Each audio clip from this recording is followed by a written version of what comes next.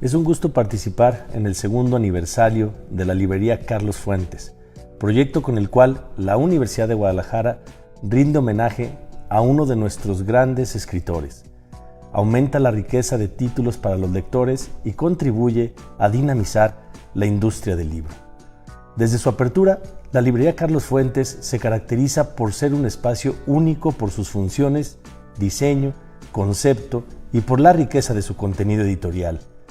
Ubicada en el corazón del Centro Cultural Universitario, cuenta con más de 100,000 títulos en campos de la literatura, ciencia, gastronomía, artes y humanidades, lo que contribuye a aumentar las opciones para el público lector. Asimismo, la librería se ha consolidado como un espacio de encuentro para diferentes públicos a través de la organización de conferencias, sesiones de narración oral, así como de actividades de animación a la lectura y de fomento de la creatividad y la imaginación. Para la UDG, esta es una forma más de rendir tributo a Carlos Fuentes, uno de los grandes literatos de nuestro país, además de mantener vigente su memoria y de reconocer su notable generosidad hacia nuestra institución. Este es un homenaje perpetuo. Cada volumen exhibido, leído o adquirido, cada actividad realizada recuerda la labor y el interés de Carlos Fuentes por promover la cultura. El escritor Carlos Fuentes mantuvo un constante nexo con la universidad, además de favorecer a nuestra casa de estudios con la creación de la Cátedra Julio Cortázar en conjunto con Gabriel García Márquez. Fungió como el más entusiasta embajador de la Feria Internacional del Libro de Guadalajara. Con relación a la librería que lleva su nombre, al estar ubicada en la Biblioteca Pública del Estado de Jalisco, esta favorece el perpetuo diálogo entre dos destacados escritores mexicanos, Juan José Arreola, nombre que lleva la biblioteca, y Carlos Fuentes. De esta manera es posible decir que Arreola y Fuentes vuelven a encontrarse, a compartir espacios, a disfrutar de las ideas y de las historias. La lectura contribuye a despertar la creatividad, favorece el pensamiento crítico y constituye un elemento esencial para el desarrollo de hábitos de estudio y la promoción de valores como la solidaridad, la equidad y la justicia. Si queremos ser la universidad más lectora de México, tal como propuse al asumir la rectoría, es necesario que incrementemos las actividades que fomentan la lectura dentro y fuera de la red universitaria. Por ello, la librería Carlos Fuentes se suma a otros proyectos culturales de la universidad como la Feria Internacional del Libro, la editorial universitaria, las cátedras de literatura y poesía que contribuyen a que logremos posicionarnos como la universidad más lectora de México. Felicito a la directora de la librería Carlos Fuentes, la licenciada Verónica Mendoza Urista, así como a su equipo de trabajo por liderar la labor cultural, educativa y formativa llevada a cabo mediante este proyecto de la Universidad de Guadalajara.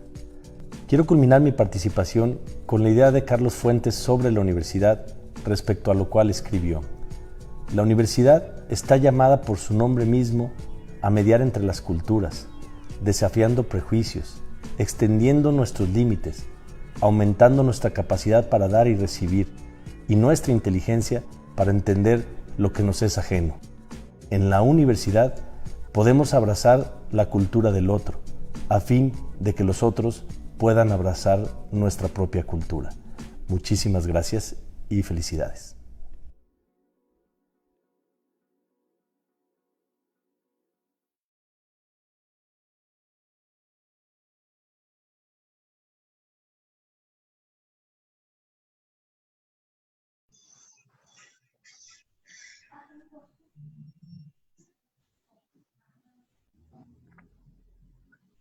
Iniciamos. Hola a todos, muy buenas tardes. Muchísimas gracias por acompañarnos esta tarde en la celebración de los 2 años de la librería Carlos Fuentes. Estamos todos muy felices. Queremos agradecer al rector general, Ricardo Villanueva, por este mensaje tan bonito que nos ha enviado el día de hoy, y también al licenciado Raúl Padilla por impulsar este proyecto, la creación y el apoyo durante estos 2 años también. Y además, bueno, pues agradecer a todos los lectores y a todos los que nos acompañan esta tarde para celebrar. Tenemos un programa bastante variado. Agradezco al colectivo Abuelas Brujas y Sabias que van a cerrar esta noche con nosotros con un cuentacuentos. También a Moy Schiaffino, que es un ilustrador que está ahora incursionando en la novela gráfica y nos va a platicar un poquito sobre esto más tarde a las 7:30. También a Víctor Ortiz, que es un gran colaborador, coordinador de la galería y también del club de lectura y que nos va a hablar sobre el último libro que ellos han comentado, que es Madame Bovary. Y por supuesto, y en este momento a Sofía Guadarrama Collado, que nos acompaña para iniciar este programa. Agradezco a Rosy y a Oceano por hacer posible esta charla. A Manuel Vázquez, nuestro librero, que va a guiar la plática con Sofía. Les presento rápidamente a Sofía. Ella es autora del bestseller Coatl, El misterio de la serpiente. Ha incursionado en el thriller, la novela negra, el ensayo, la novela histórica, el cuento, el relato autobiográfico, la ciencia ficción y el guión cinematográfico y televisivo. Entre los 14 libros que ha publicado destacan la novela Cyberpunk Piso 931, la novela feminista Adelita, una mujer, una revolución, el thriller político Tiempo de canallas y el thriller histórico Enigmas de los dioses del México antiguo y la serie Grandes Tlatoanis, de la que nos platicarán el día de hoy, tanto ella como Manuel. Así es que, pues muchísimas gracias. Gracias a todo el equipo de la librería Carlos Fuentes por hacer posibles estos 2 años y no les quito más tiempo de la charla. Muchas gracias, Sofía. Muchas gracias, Manuel. Y adelante. ¿Qué tal? Buenas tardes. Gracias, Verónica. Gracias. Muchas gracias, Vero. ¿Qué tal, Sofía? Para mí, en pocas palabras, es un verdadero gusto estar ante los lectores y conversar el día de hoy contigo. Para comenzar, me gustaría leer un texto que he preparado para no hacer spoilers, claro está, porque siento que es darle una puñalada total al libro, pero he preparado un pequeño texto para mostrar un panorama más o menos general de lo que queremos hablar el día de hoy. Lo leo.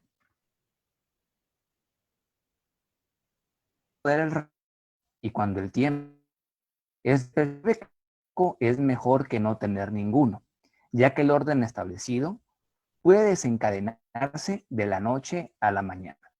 Y en tiempo presente, la justificación de la existencia de la novela histórica es la del rescate documental y referenciado de un suceso o personaje central de la historia.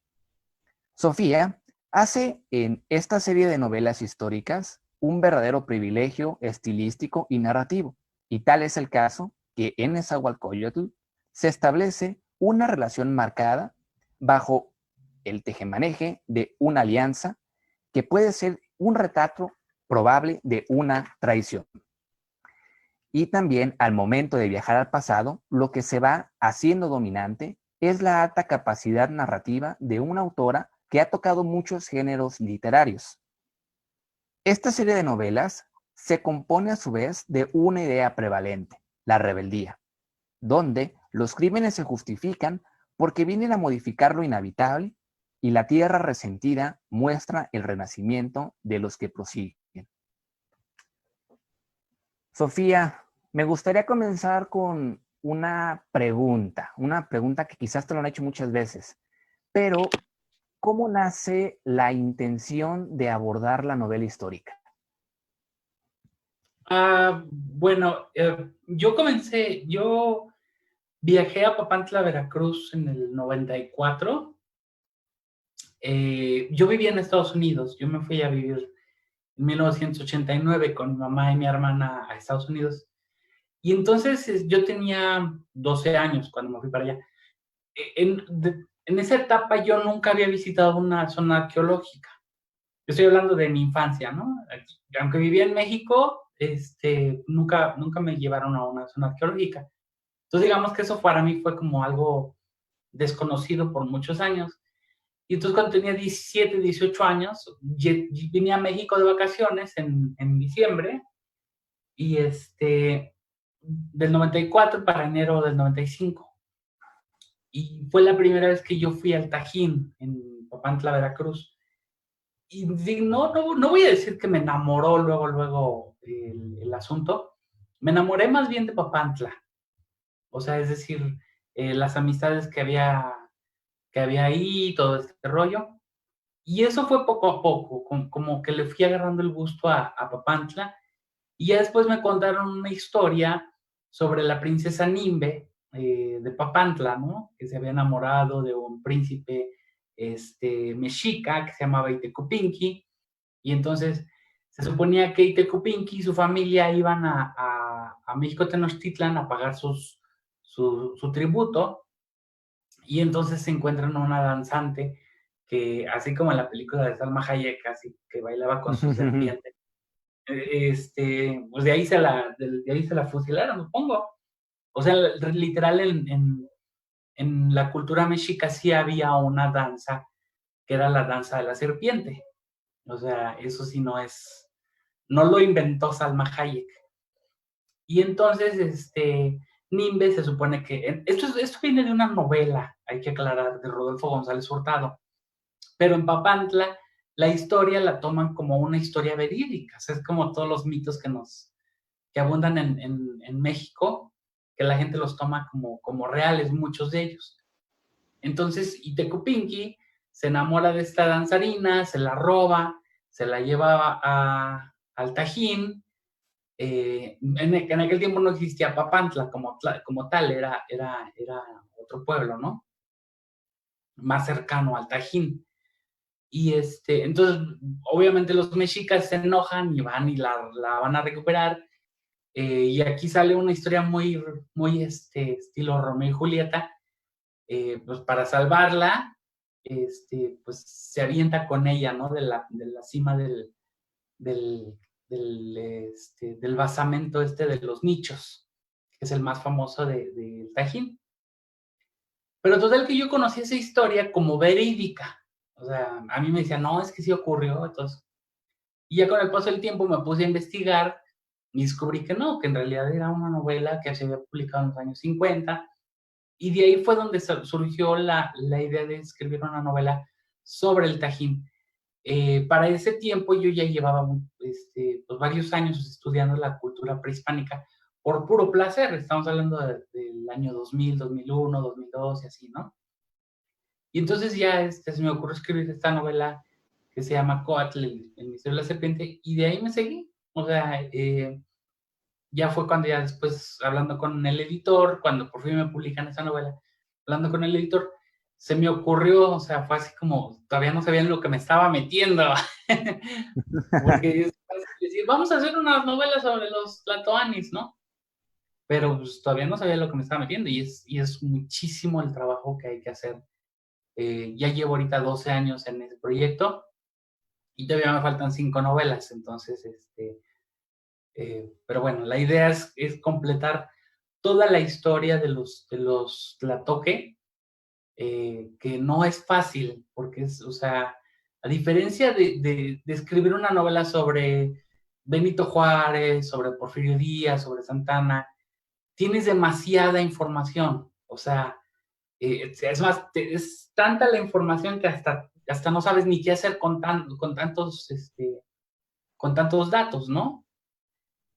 Y en el caso de las novelas prehispánicas, pues es escasa la información y no toda la información es verdadera. Entonces, tienes que aprender a ir seleccionando, ¿no? O sea, entonces, es el proyecto más ambicioso que he tenido hasta el momento, porque pues la idea son hacer 10 libros, que al principio iban a ser 6 libros, y luego, pues como soy siempre muy ambiciosa en los proyectos que hago, dije, pues no, vamos a hacer toda la historia completa, ¿no? Entonces ya me metí en este asunto de 10 libros. Hay una formulante, por así decirlo, ¿no?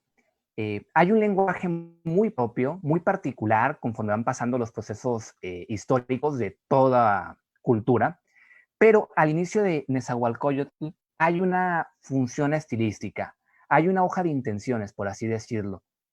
¿Por qué la necesidad de hacer la pronunciación correcta de la obra? Porque yo misma tuve esos conflictos cuando yo empecé, digamos, a escribir estas novelas. A mí misma se me hacía difícil de repente de algunas palabras, cómo se pronuncia esto. Y entonces en una ocasión, en una entrevista de radio, me preguntaron, el entrevistador me preguntó, a ver, ¿es Moctezuma Xocoyotzin o Jocoyotzin? Y me agarró de bajada. O sea, fue la primera pregunta que hizo en la entrevista, fue así de, no, pues, estoy hablando de una entrevista que hicieron en el 2013. O sea, ya tiene 7 años. Y entonces yo dije, pues, supongo que es Xocoyotzin, pero ahí, o sea, yo me di cuenta que yo estaba cometiendo un grave error al decir, supongo, o sea, pues, yo creo que... Entonces, de ahí fue cuando me agarré bueno, me dediqué a investigar un poquito más el náhuatl, a estudiar un poquito. No hablo náhuatl, pero lo estudié para lo necesario.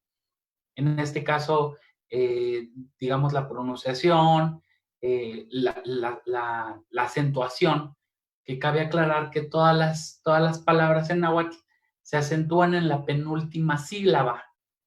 Entonces, por ejemplo, tenemos la costumbre de decir Chapultepec, ¿no? O sea, le pones el acento hasta la E, entonces es Chapultepec.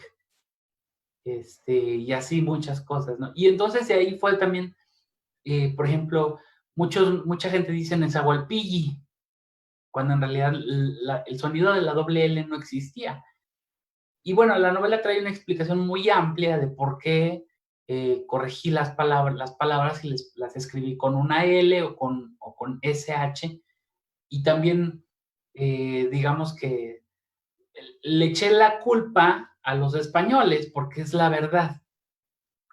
O sea, los españoles vinieron a destruir el castellano, porque como ellos no sabían, vinieron a destruir el náhuatl, porque como ellos no sabían cómo se escribía, pues le vamos a poner una X, que es como, o sea, porque el castellano no tenía el sonido de SH como shampoo, shower, shout. Entonces ellos dijeron, pues un comodín, que es una X, ¿no? Que de por sí, entonces, bueno, no sé si te has dado cuenta que estas palabras que pronuncian los españoles de repente en inglés, que dices, híjole, échale un poquito más de ganas, ¿no? Que dicen el vídeo, y muchas palabras más, ¿no? Que tienen una capacidad impresionante para destruir el lenguaje que no entienden. Claro, claro. Ahora, otra pregunta que quizás es un tanto difícil, ¿no? Esta es una pregunta que tomé de una entrevista que se le hizo a Fernando del Paso, pero que me ha venido de una manera constante. Dice más o menos así: una de las relaciones más inquietantes entre lo que existe entre la historia y la novela, se habla comúnmente de novela histórica, pero como tal, ¿esto es un género o es una ficción de los críticos para poner un punto y aparte de los diversos géneros que existen ya como tal? Uh-huh. Yo lo veo como un rompecabezas que un historiador no puede armar. O sea, el historiador se atiene a lo que tiene, perdón, que es la cacofonía, ¿no? Pero se atiene a lo que hay en los textos históricos. Entonces, de repente hay unos que han logrado como que meter su cucharita y ahí la acomoda, ¿no? A como les conviene. Un buen historiador no se mete en ese asunto. Simplemente pues te da las fuentes y lo que según se narró y tal. Ahora bien, el trabajo del historiador también, aunque parezca que no, también es muy subjetivo. ¿Por qué? Porque todo es un gran chisme. La historia es un gran chisme, porque es todo como te lo contaron y el que primero lo escribió como lo entendió. Entonces, no es como la ciencia comprobable como la física, como la química, ¿no? La medicina, todo es comprobable. En la historia no, la historia es muy subjetiva porque depende de quién la cuente. Pero finalmente, bueno, o sea, y más ahora que tenemos pues muchos textos muy, muy básicos en las librerías, o sea, que ya a veces gente que no son realmente historiadores se aventuran a hacer sus textos pequeñitos, ¿no? De, ahora yo me aviento mi biografía de Hernán Cortés, ¿no? Y ahí sale un librito ahí pues, o sea, que es lo mismo, de lo mismo, de lo mismo, ¿no? Entonces, yo creo que la novela te da, si es una verdadera novela, perdón mi arrogancia, me sale muy arrogante, pero creo que sí es una novela bien fundamentada, o sea, que sí te fuiste hasta el fondo de todos los documentos posibles, entonces ahí sí puedes encontrar mucha información, pero lo tienes que ir a aprender a coser. O sea, es decir, o sea, es muy fácil decir, pues sí, los mexicas crearon una triple alianza. Pues espérate, o sea, ¿qué fue lo que realmente pasó y cómo se construyó esa triple alianza? Quiero presumirles algo, nomás que no, aquí está la novela de Tlacaelel que estoy ahorita ahí nomás, para que vean cuántas hojas. Inclusive una de las tantas preguntas que pensaba formular iba precisamente sobre eso, ¿no? De cómo existe un hilo invisible, pero es un hilo narrativo complejo y necesario para hilar todo un contexto. Y desde ahí se desprendía la siguiente pregunta, que bueno, no la acabas de responder, ¿no? Con el puño de hojas. De si hay un proyecto en puerto o no. Claro que sí, sí, pues yo creo que va a ser una novela como de unas 800 páginas. Tlacaelel es un personaje que me tomó muchos años. Yo me iba a aventurar a escribir la novela de Tlacaelel después de haber publicado la primera versión de Nezahualcóyotl, que por cierto la versión que publiqué en Suma de Letras en el 2011 no me gustó para nada ahora que la iba a volver a publicar con Océano. Yo le dije al editor, oye, déjame le hago unas correcciones. Y entonces cuando la volví a leer toda dije, no, esto no me gusta. Obviamente fue ya mi ojo con más experiencia de la escritora del 2010 a la escritora del 2018, 19, ¿no? Con 8 años de diferencia, tus textos los ves con otros ojos. Entonces, yo decidí reescribir por completo la novela de Nezahualcóyotl. Si leíste la novela, la versión de Océano es completamente diferente, mucho mejor, muchísimo mejor que la versión de hace 8 años. Y entonces yo iba a escribir Tlacaelel en aquel tiempo, después de Nezahualcóyotl, pero no me sentía a gusto porque sentía que no conocía bien al personaje. Y aparte que no había estudiado lo suficiente. Tenía un conflicto por ahí que era, iba a competir con una novela que ya tenía 40 años en el mercado, que es la novela de Antonio Velasco Piña. Entonces, esta novela que está publicada por Porrúa, entonces, es muy difícil competir con alguien que ya tiene 30, 40 años con un éxito literario como ese, ¿no? O sea, es como si, bueno, ya ha habido algunos ingenuos que intentaron competir con Fernando del Paso y pues no, o sea, ya se intentaron hacer novelas sobre Maximiliano, pero ninguna le llega a Noticias del Imperio, ¿no? O sea, en mi opinión, no se tuvo. Claro, bueno, en pocas palabras, Fernando del Paso es una catedral como tal, ¿no? Las 3 novelas de corte histórico son una fórmula y muy distinta una de otra, lo que permite un mejor lenguaje y una mejor lectura y fluidez, ¿no? Claro, sí. Entonces, te digo, yo tenía ese conflicto, ¿no?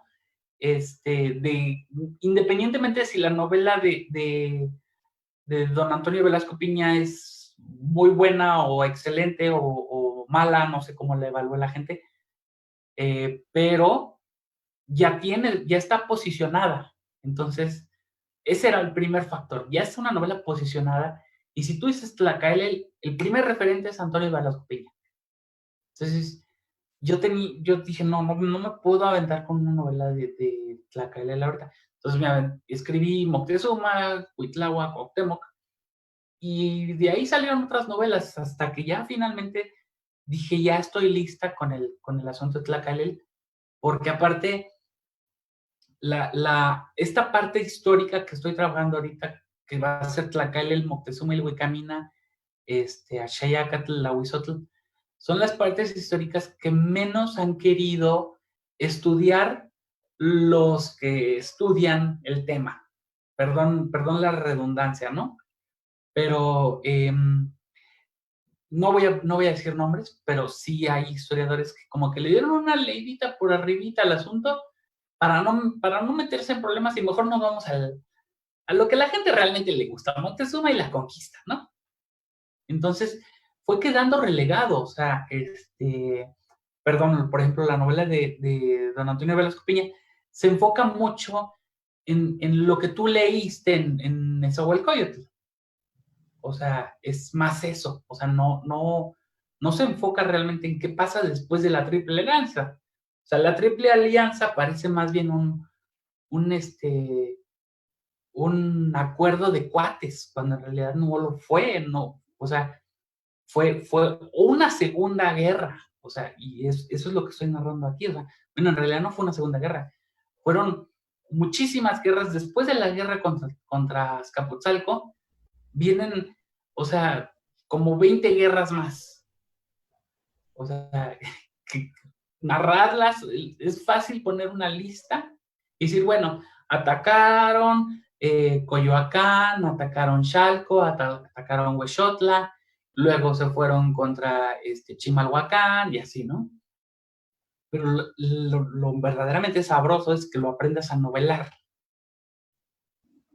Quiero suponer entonces que bajo todo proceso literario de cualquier género, hay lecturas de formación, meramente o no sobre el tema. ¿Cuáles podrían ser tus lecturas de formación? Uh-huh. ¿Sobre novela histórica o en general? En general como tal. En general. Bueno, mira, yo comencé con el boom latinoamericano. Entonces, digamos que fueron de los primeros libros con los que yo arranqué. Yo empecé me metí con lo más difícil porque me fui con Carlos Fuentes, valga que estamos en la librería Carlos Fuentes en este momento. Y como tú sabes, o sea, Carlos Fuentes no es un autor fácil.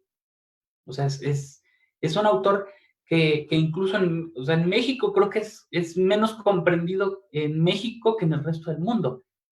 Por ejemplo, Terra Nostra, que es uno de mis libros favoritos, para mí es el mejor libro de Carlos Fuentes. Y porque no es una novela tan mexicana, sino más universal, ¿no? Entonces, y alrededor del mundo, pues Terra Nostra está muy bien calificada como una de las mejores obras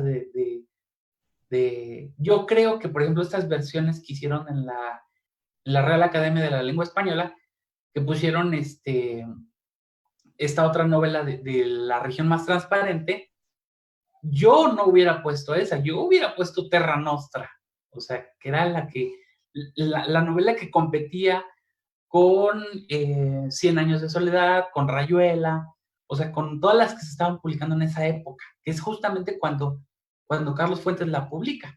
Pero bueno, ya me salí del tema, ¿no? Pero sí, yo comencé con esos autores, y ya después me fui mucho con autores más jóvenes, más modernos, pues todos la mayoría de los que están en Alfaguara, algunos en Anagrama, digamos que leí la mayoría de los autores contemporáneos de esta época, los que son de mi edad, porque también hay muchos autores que pues están entre 40 y 50 años, bueno, yo tengo 43, pero más o menos. Volviendo a esta novela Nezahualcóyotl, hay una frase que, por así decirlo, engloba todo lo que puede pasar más adelante. Y digo todo porque no quiero hacer spoilers. Pero resulta más convincente obedecer a un tirano que luchar contra él. ¿Cómo formulaste la rebeldía de Nezahualcóyotl? Bueno, no es tanto formular la rebeldía, sino entender todos los personajes. O sea, es estudiar todos los personajes y estudiar a fondo su psicología, que por ejemplo fue lo que me costó mucho trabajo de Tlacaele, ¿no? Entender que no es un héroe, ¿no? En este caso Tlacaele es el gran tirano. Si a la gente le pareció que Tezosomoc era un tirano, agárrense, porque Tlacaele es 1000 veces peor que Tezosomoc. Y en el caso de Nezahualcóyotl sí me costó un poco al principio entender su psicología y desprenderme del Nezahualcóyotl inventado por la cultura pues, actual, ¿no? O sea, inmediatamente te dicen Nezahualcóyotl, piensas en el dibujito que está en el billete de 100 pesos y ya crees que es igualito así, o sea, que así era. O peor aún, ¿no? O sea, que dicen, no, pues es que el poeta era arquitecto y pensador y filósofo, y pues no, pues es que no era ni, o sea, es como decir que Miguel Ángel Mancera era arquitecto porque en su gobierno se construyó X cosa en la Ciudad de México, ¿no? Es un gobernante. Ahora, la poesía como tal, la poesía de Nezahualcóyotl, el mismo José Luis Martínez, el escritor, que lo pueden encontrar en el fondo, en los libros del Fondo de Cultura Económica, hay una novela, bueno, hay un libro que se llama Nezahualcóyotl, Vida y Obra. Es un libro pequeño, como de 300 páginas. Y es la biografía más completa que hay sobre Nezahualcóyotl. Y José Luis Martínez no se atrevió a ponerlo al principio. O sea, digamos que hizo un resumen de la historia al principio, analizó los poemas, y ya hasta el final, así como que esperando que nada más los que realmente quisieran leer el libro lo encontraran, y los que iban a leer nomás como que el resumen se quedaran contentos con eso, bueno, pues felices. Pero hasta el final él ya pone la aclaración, todo esto de los poemas, pues es muy improbable que los haya pensado él, porque hay que acordarse que hay que aclarar que los nahuas no tenían una grafía, es decir, Nezahualcóyotl jamás se sentó a escribir una sola palabra, es imposible. Tenían dibujos, pero no tenían letras. Entonces, imagínate escribir un poema, pues era imposible. Ahora bien, ellos no escribían poemas, eran cantos. Y esos cantos, pues, se preservaban en la memoria colectiva. Como se preserva hoy en día tantas cosas que alguien dice, la secretaria de Gobernación dijo esto, uy, ya o sea, esa misma tarde ya todo le cambiaron el significado y ahí tiene que salir al día siguiente no, es que yo no quise decir esto, ¿no? Ahora imagínate, si en algo tan simple, o sea, se le cambia el significado a algo, ahora en unos cantos, si eran cantos que yo le voy a enseñar a mis nietos o a mis alumnos, y a mí se me hace que suena más bonito con esta otra palabra. En la Edad Media de Nezahualcóyotl, estamos hablando suponiendo que Nezahualcóyotl tuviera 45 años. Al momento en que su pentanieto, el número 5, Fernando de Alba Ixtlilxóchitl, lleva al papel los poemas de Nezahualcóyotl, para ese tiempo ya pasaron 200 años. O sea, si ahora, con toda la tecnología que tenemos, con toda la información que tenemos sobre Miguel Hidalgo, seguimos ignorando tantas cosas que pudo haber dicho, escrito, pensado. Imagínate que 200 años hubieran mantenido vivos lo que hoy conocemos como poemas de Nezahualcóyotl. Y todo eso lo digo, o sea, para cuando tú me preguntaste, o sea, ¿cómo pensar en la psicología de Nezahualcóyotl?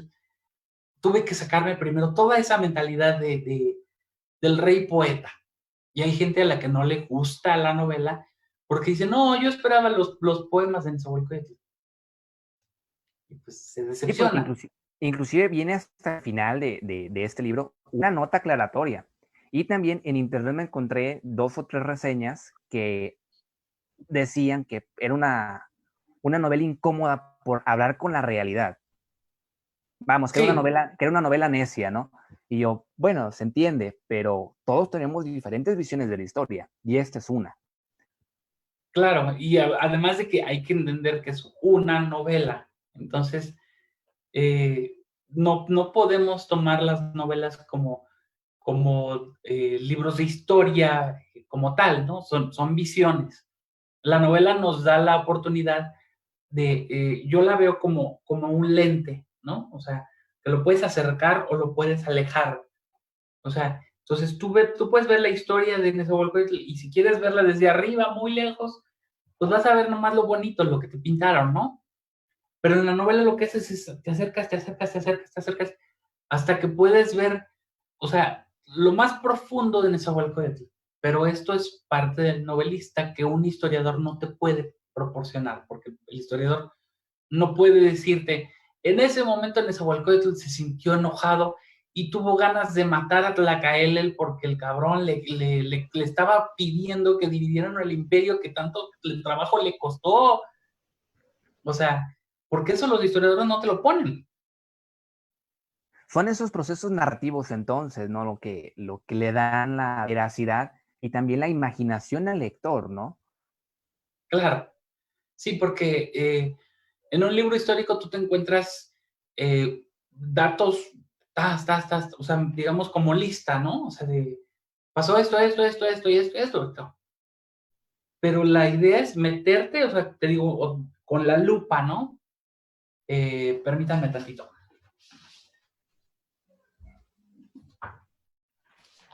Perdón.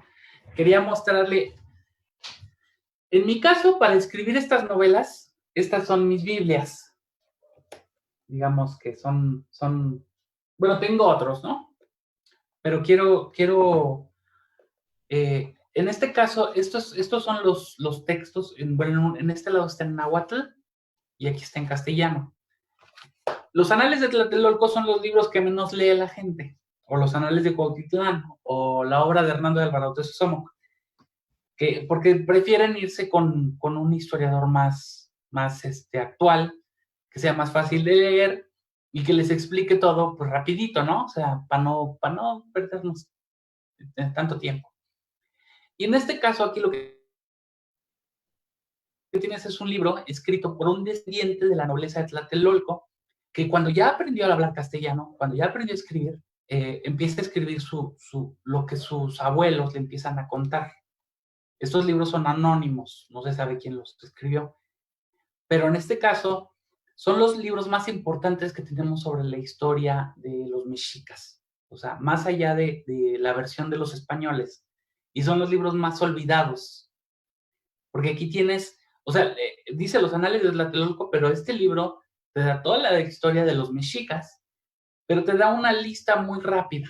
Entonces, ahí es donde tú tienes que empezar a armar, bueno, yo en este caso, ¿no? Tengo que estar armando estos rompecabezas y cotejar, pues, lo que dice los anales de Tlatelolco, lo que dice los anales de Cotitlán, lo que dice el Códice Ramírez, lo que dice Hernando de Alvarado de Sosomoc, pero es el trabajo más complejo de este tipo de novelas. Entonces, eh, justamente lo que te decía, o sea, es para poder entender al personaje, como me preguntabas, cómo entender el enojo de Nezahualcóyotl es meterte mucho, mucho, mucho.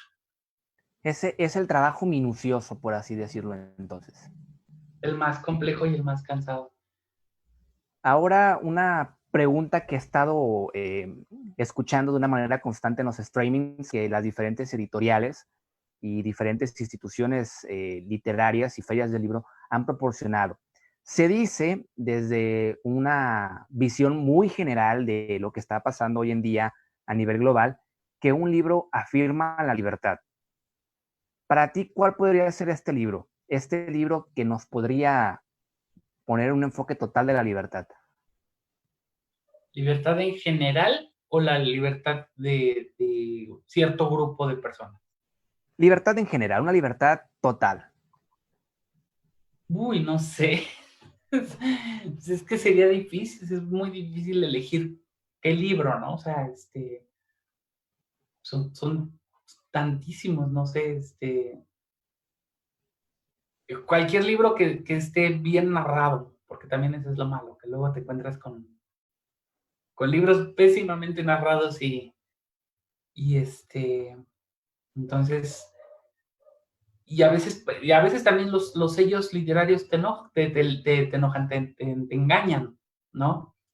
Porque puedes pensar pues es Alfaguara, tiene que ser bueno, y yo me acabo de llevar una decepción muy grande con un libro de Alfaguara, entonces, yo creo que la mayor libertad es un libro que te abre la mente, ¿no?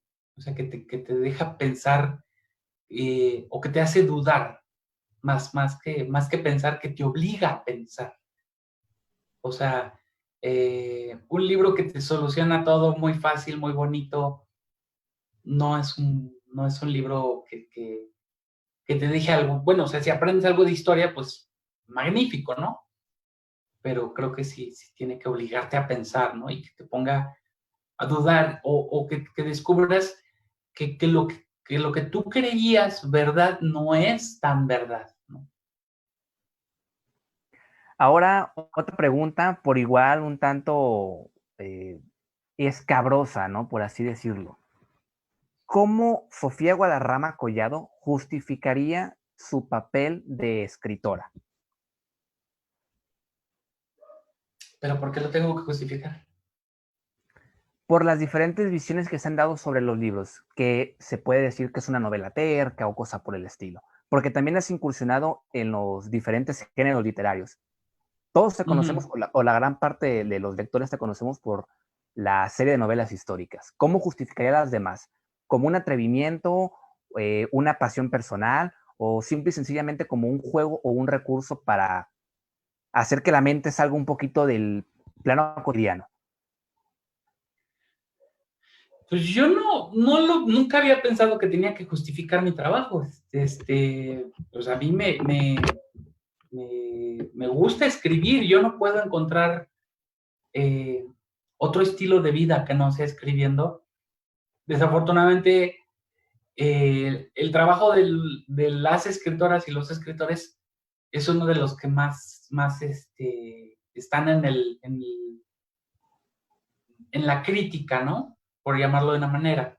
Pues, cuando tú eres empleado de alguna empresa, pues a nadie le importa si llegas a tiempo, si no llegas a tiempo, si eres amable con los clientes o si no eres amable, o si te pusiste bien la corbata, o no sé.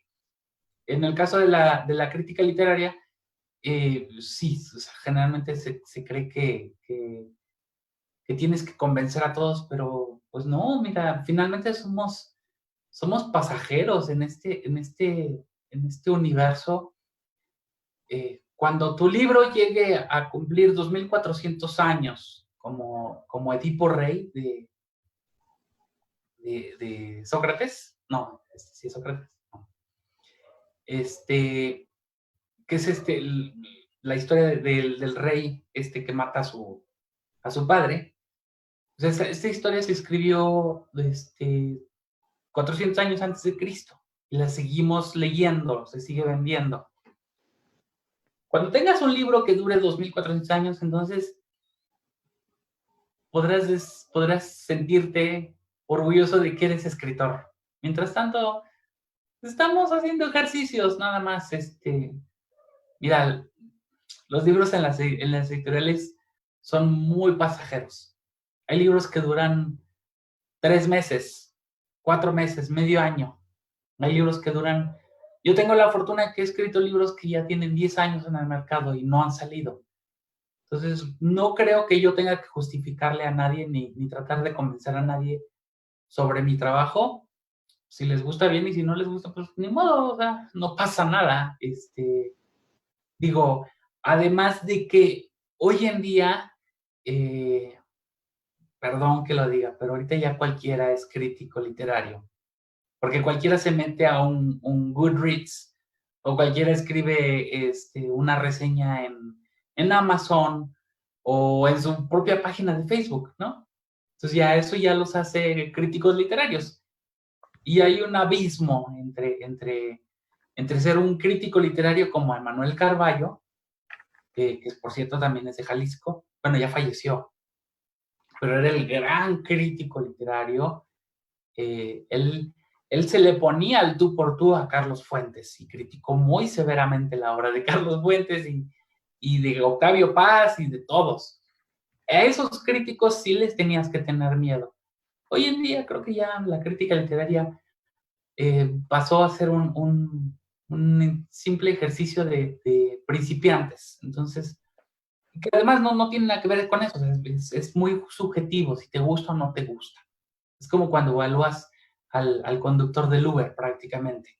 Si no te cayó bien, le pones una estrellita porque no te cayó bien. O sea, entonces no tengo por qué justificar mi trabajo. A quien le gusta, bien, y al que no le gusta, Da no igual. pasa nada.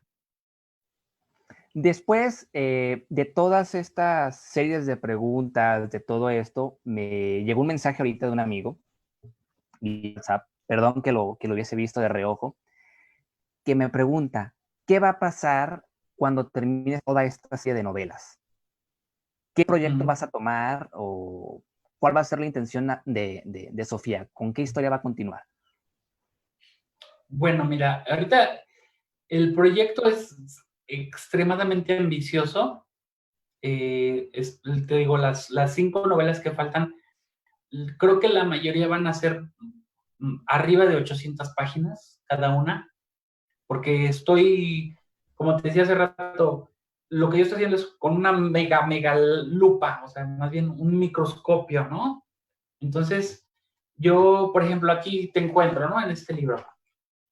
Te encuentro, por ejemplo, cuando murió Tezcatlipoca, ¿no? Se asentó, bla, bla, bla, bla, bla. Entonces yo no estoy haciendo como que una lectura rápida así de, pues sí, vamos a hacer un copy-paste de estas 200 páginas. Yo podría hacer eso, o sea, hacer como que, entonces mejor lo que hago es, me voy a investigar bien quién es este señor, qué fue lo que hizo, de dónde gobernaba, por qué se murió, quién lo mató, cuántos hijos tenía, y si no me los voy a inventar, pero la idea es construir realmente una historia en la que tú comprendas realmente esto que la gente no quiere leer, que lo lean de una manera más entretenida, ¿no? Entonces tengo yo ahorita 5 novelas en puerta, tengo además otros proyectos en televisión, no puedo decirlos, pero yo estoy trabajando ahorita con una productora de televisión, ya tengo ahorita 3 años, entonces también tenemos proyectos ahí en puerta.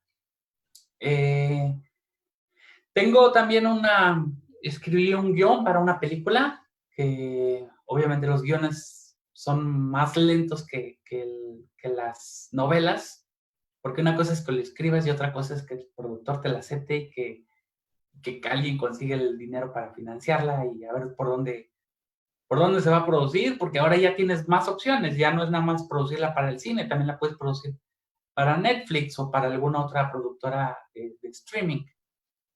Entonces, tengo muchísimos proyectos en mente, entonces, realmente ya no puedo decir qué es lo que viene, porque tengo muchos proyectos, pero muchos no los puedo mencionar, porque pues luego te pueden ganar la idea, si lo están expresando.